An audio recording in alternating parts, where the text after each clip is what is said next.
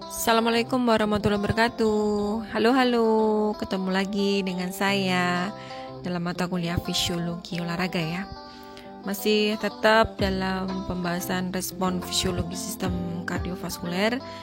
Kemarin di video saya yang sesi 1 saya sudah menjelaskan terkait dengan sistem sirkulasi ya, yaitu sistem pembuluh darah yang mengangkut darah dari jantung ke paru dan sistem organ lainnya.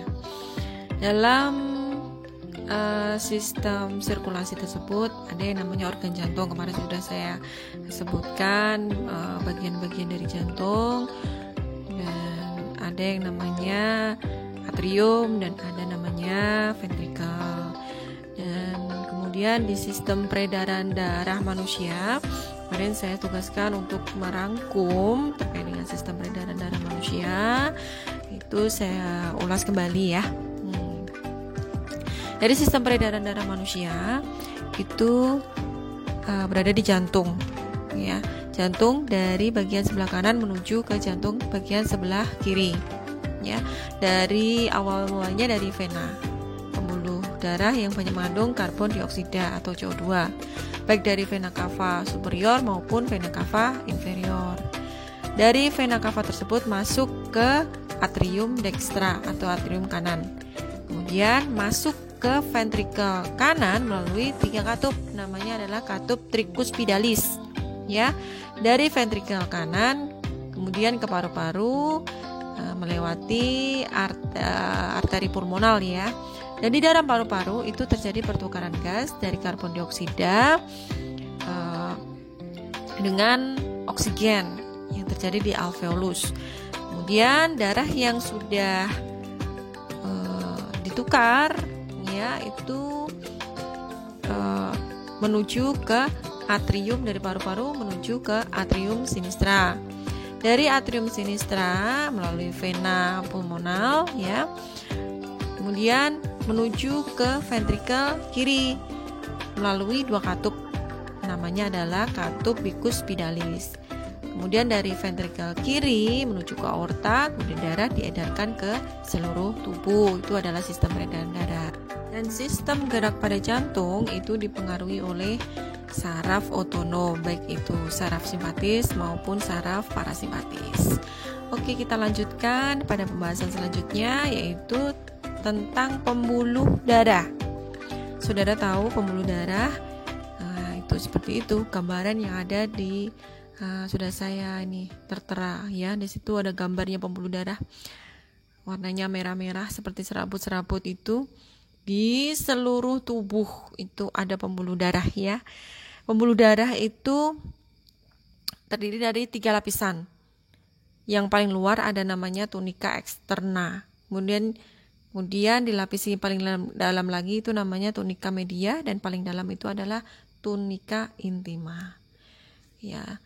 Dan fungsi dari pembuluh darah itu adalah mengedarkan darah yang mengangkut oksigen, zat gizi, dan pembuangan sisa metabolisme dan karbon dioksida. Seperti itu fungsinya pembuluh darah. Ya. Kemudian ini adalah macam pembuluh darah. Kita ketahui bahwa pembuluh darah itu ada 2, arteri dan vena. Arteri itu banyak mengangkut darah yang berisi oksigen, nutrisi, hormon ya. Kalau vena itu mengangkut darah, sisa metabolisme dan karbon dioksida. Itu macam-macam pembuluh darah ya. Pembuluh darah ini gambar dari distribusi darah pada saat kita beristirahat. Diketahui pada gambar tersebut, kita lihat pada cardiac output atau curah jantung pada manusia normal ya, itu curah jantung atau cardiac outputnya itu kurang lebih berkisar antara 5 liter per menit ya.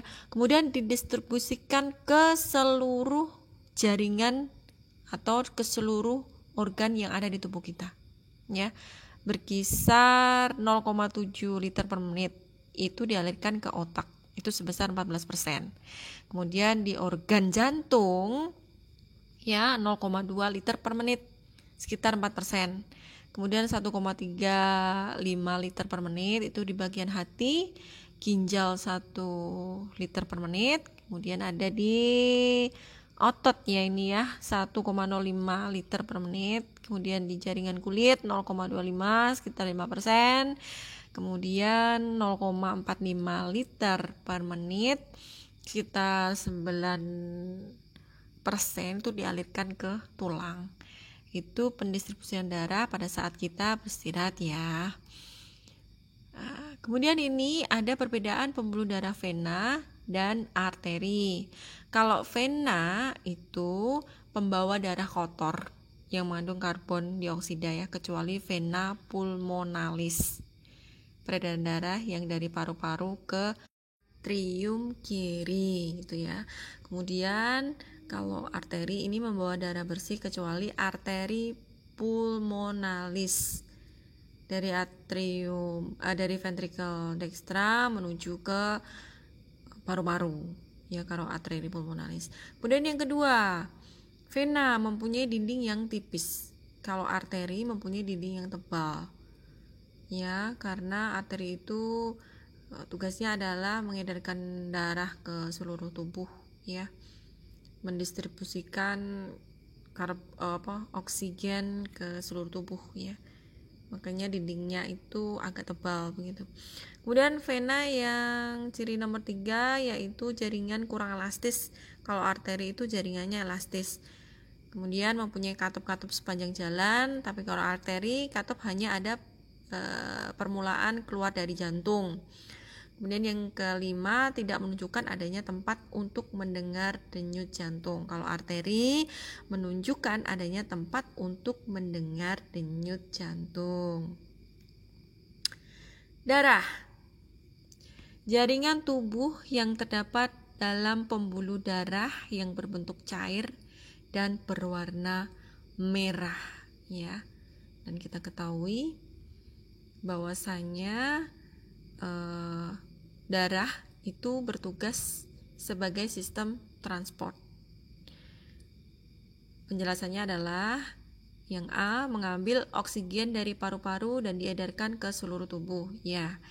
Yang B, mengangkut karbon dioksida yang berasal dari jaringan untuk dikeluarkan melalui paru-paru ya. Kemudian yang C, mengambil zat makanan yang berasal dari usus halus untuk diedarkan ke seluruh sel tubuh. Kemudian yang D, mengeluarkan zat-zat yang tidak berguna bagi tubuh untuk dikeluarkan melalui kulit dan ginjal sebagai sistem transport ya. Kemudian yang kedua, sebagai pertahanan tubuh terhadap serangan penyakit dan racun dalam tubuh dengan perantara leukosit dan antibodi. Kemudian menyebarkan panas ke seluruh tubuh dan pengantar hormon dan enzim. Itu adalah fungsi darah. Kemudian kita berlanjut ke susunan darah. Kita ketahui bahwa susunan darah seperti gambar ya.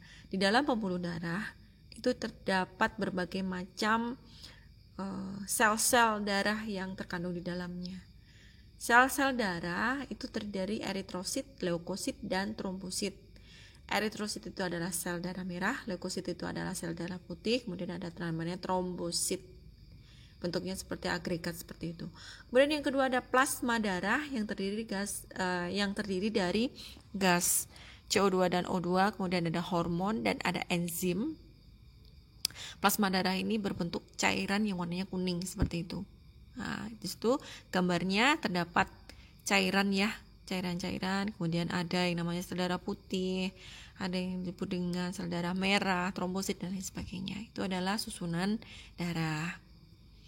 Kemudian eritrosit, kita bahas satu persatu nih. Eritrosit itu adalah sel darah merah ya.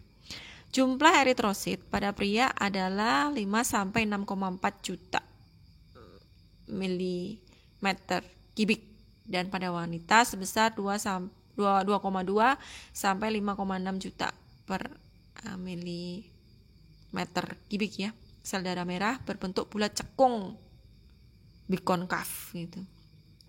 Warnanya seperti itu, bisa dilihat di gambar sebelah ya. Warna kuning kemerahan, kemerah-merahan itu banyak mengandung zat yang disebut hemoglobin. Jadi warnanya merah itu, di situ ada zat yang namanya hemoglobin. Hemoglobin terbentuk dari molekul hem dan globin. Hem adalah nitrogenosa yang mengandung besi, kemudian globin adalah suatu protein yang terbentuk dari 4 rantai polipeptida yang sangat berlipat-lipat. Nah, jadi zat pewarna yang merah itu ya, banyak mengandung hemoglobinnya. HB normal pada pria itu 14 sampai 17 gram per cc darah. Kalau wanita 12,5 sampai 16 gram. Nah, itu saya ambil dari Radio Putro tahun 1992. Nah, eritrosit itu memiliki enzim yang penting bagi eritrosit itu sendiri ya. Enzimnya ada 2, enzim glikolitik dan enzim karbonat anhidrasa. Enzim glikolitik fungsinya adalah untuk menghasilkan energi yang dibutuhkan eritrosit untuk menjalankan fungsinya sebagai alat transportasi oksigen ke seluruh tubuh. Kemudian ada enzim karbonat anhidrasa, fungsinya adalah pengangkutan karbon dioksida yang akan dikeluarkan ke lingkungan eksternal melalui paru-paru. Jadi ada 2 enzim yang ada di dalam eritrosit yang berguna bagi eritrosit itu sendiri. Ya.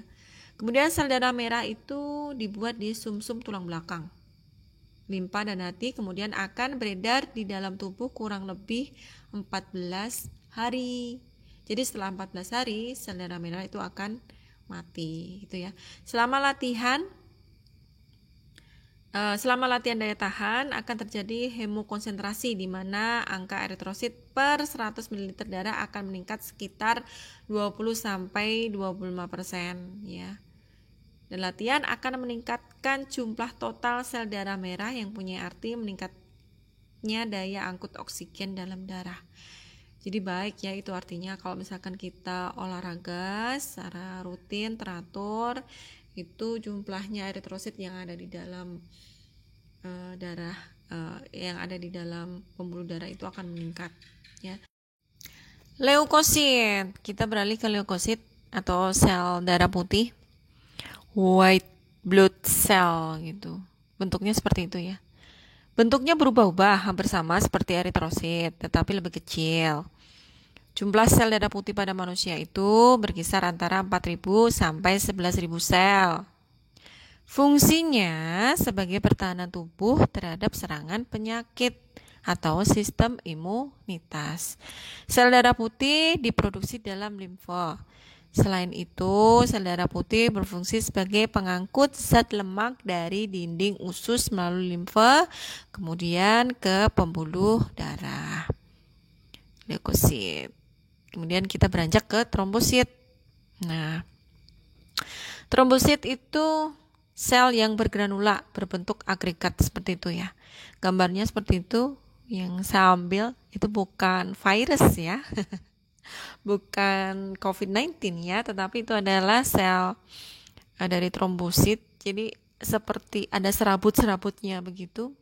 Nah, jumlah trombosit yang normal itu 200.000 sampai 700.000 milimeter kubik ya.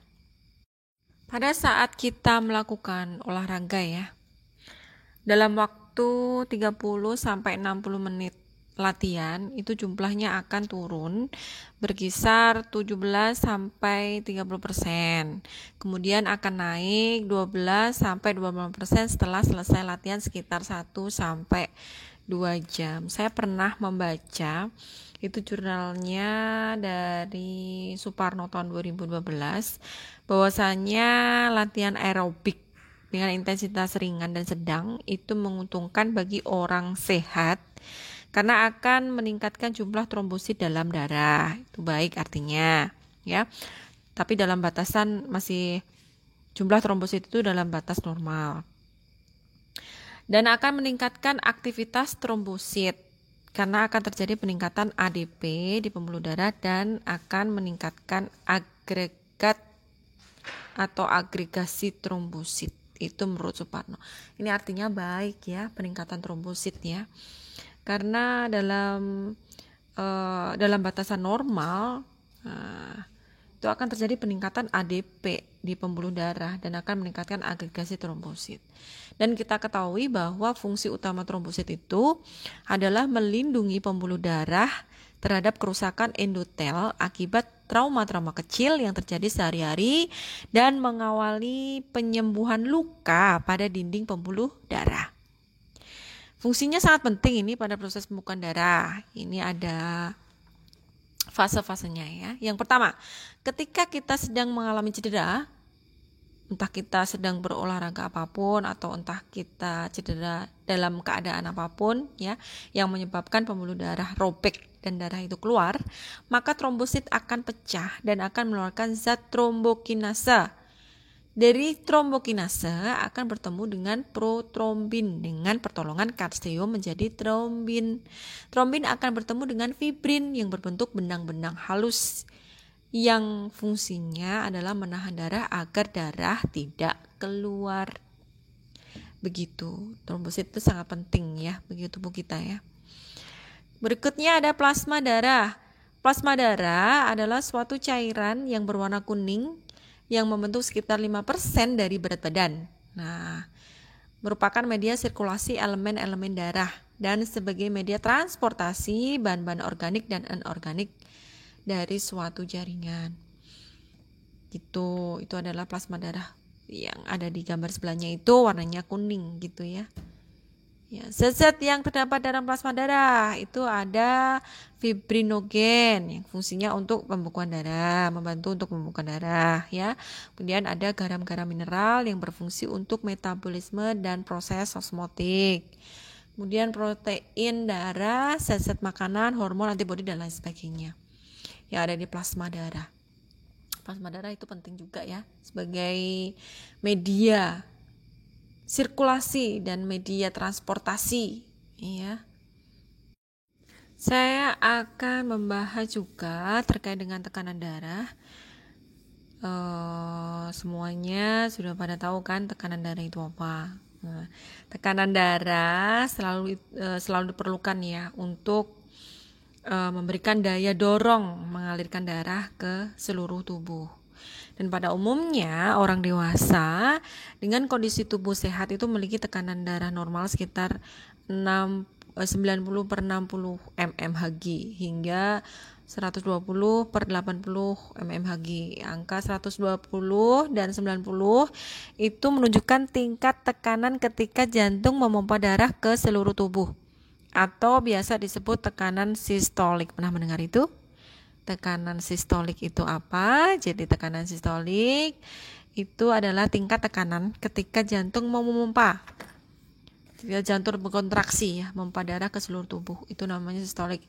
Sementara angka 80 dan 60 itu berarti tingkat tekanan saat jantung beristirahat sejenak sebelum kembali memompa lagi atau kerap disebut dengan tekanan diastolik ya pada saat relaksasi. Tekanan darah normal bisa naik dan turun tergantung aktivitas fisik yang Anda jalani dan kondisi emosional ya tekanan darah. Baik, kita ke tekanan darah ya. Yang di bawah ini saya ambil dari Wiarto tahun 2013. Tabel tekanan darah. Ya, kita ketahui bahwa bayi itu diastolnya 50.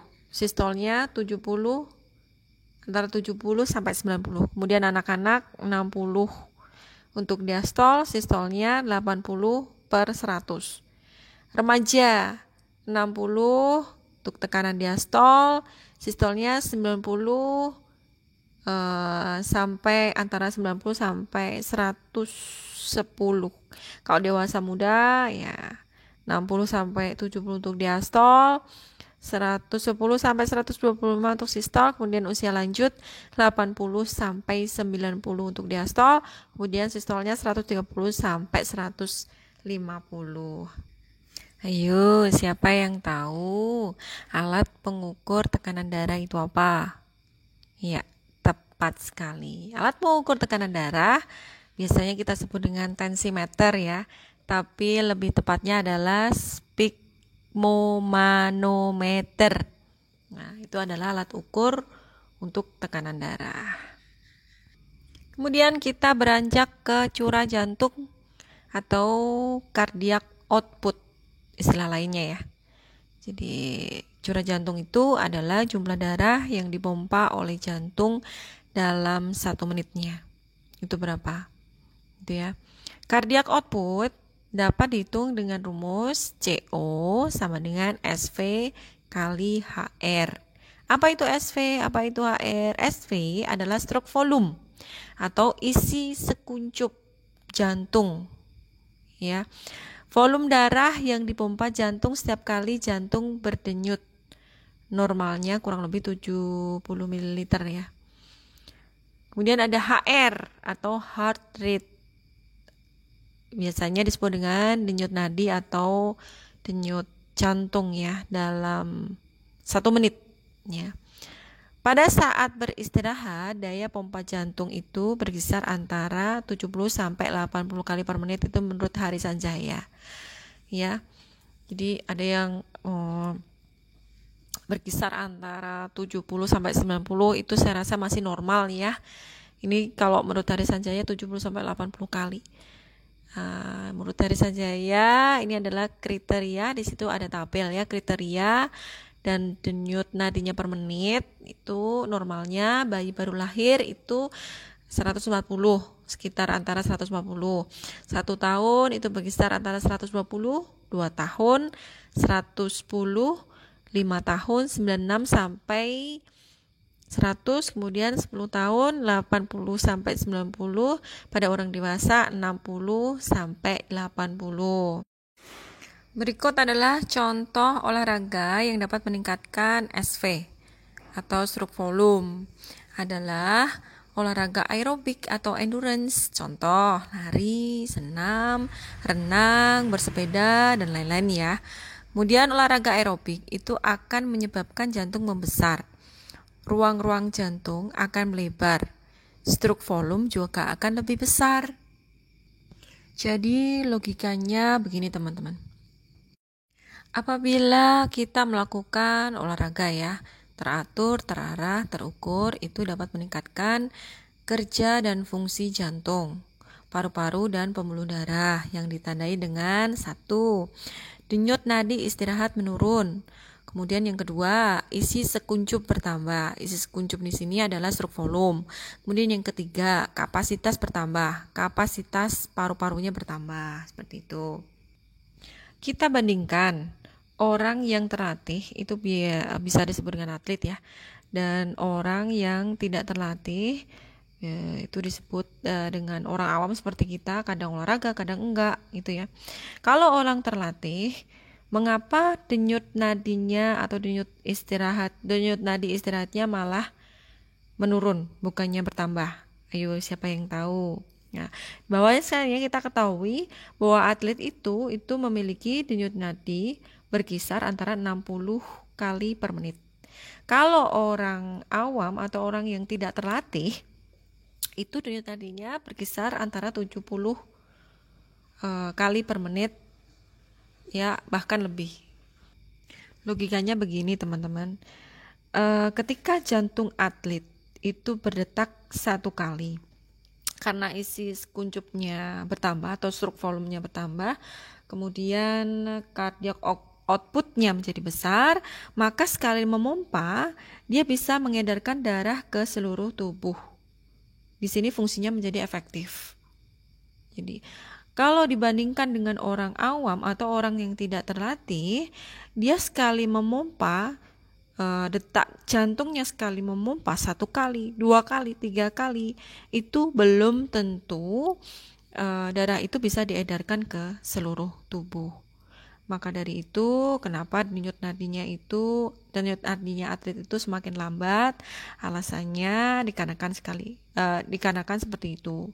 Karena jantung atlet ketika dia sekali memompa, dia bisa mengedarkan secara fungsinya secara efektif ya, dia bisa mengedarkan ke seluruh tubuh.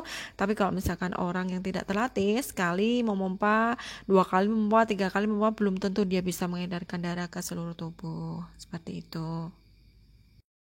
Denyut nadi itu ada 3 macam. Yang pertama ada denyut nadi basal, kemudian ada denyut nadi istirahat, dan denyut nadi latihan. Kalau denyut nadi basal itu denyut nadi kita hitung ketika kita bangun tidur. Ya, pada saat kita bangun tidur di pagi hari. Kemudian denyut nadi istirahat kita hitung pada saat kita tidak melakukan aktivitas fisik apapun, pada saat kita istirahat. Kemudian ada denyut nadi latihan, kita hitung pada saat kita melakukan latihan. Denyut nadi ada 3 macam ya. Kemudian jumlah denyut nadi satu orang dengan orang lain itu berbeda, perlu kita ingat. Hal itu sangat bergantung ya pada aktivitas fisik maupun kondisi kesehatan kita masing-masing. Saat berolahraga, detak jantung itu begitu cepat ya. Dalam kondisi tersebut dianjurkan rajin-rajin untuk menghitung denyut nadi. Nah, sebaiknya sebelum dan sudah melakukan olahraga, itu alangkah baiknya kita mengecek denyut jantung terlebih dahulu. Mengapa kita lakukan itu? Hal tersebut itu sangat berguna untuk mengetahui efektivitas olahraga bagi kesehatan jantung, terutama juga batas aman agar seseorang terhindar dari kondisi bahaya seperti serangan jantung. Ya, Dr. Michelle, ini saya kutip dari Kompas. Beliau menyampaikan bahwasanya olahraga itu memang pisau bermata dua. Maksudnya olahraga bisa menyehatkan dan bisa juga mematikan. Jika dilakukan dengan benar sesuai aturan maupun rekomendasi dari dokter, olahraga diyakini dapat menyehatkan tubuh bagi siapa saja yang melakukan. Namun, jika salah sedikit saja dalam melakukan, bisa juga olahraga berubah membahayakan bagi kehidupan. Sebagai contoh, seseorang yang berusia 30 tahun ya, dianjurkan untuk tidak melakukan olahraga berat yang bisa memicu denyut nadi melebihi angka 160 kali per menit ya, itu sangat berbahaya. Kemudian selama berolahraga tidak hanya terjadi peningkatan curah jantung, tetapi distribusi curah jantung juga disesuaikan untuk menunjang peningkatan aktivitas fisik tersebut. Prosentase curah jantung yang mengalir ke otot rangka dan jantung meningkat, sehingga oksigen lebih banyak dan nutrisi yang disalurkan untuk menunjang kecepatan konsumsi ATP di kedua jaringan tersebut. Demikian yang dapat saya jelaskan terkait dengan sistem kardiovaskuler sesi 2 ya. Jadi terkait dengan pembuluh darah, saya juga sudah menjelaskan tentang darah, kemudian ada tekanan darah, kemudian ada curah jantung atau cardiac output dan sebagainya. Itu di sesi kedua. Nanti sampai ketemu kembali di sesi yang ketiga, masih dalam pembahasan di respon fisiologi sistem kardiovaskuler. Demikian yang dapat saya sampaikan, kurang lebihnya saya mohon maaf. Sekian, wassalamualaikum warahmatullahi wabarakatuh.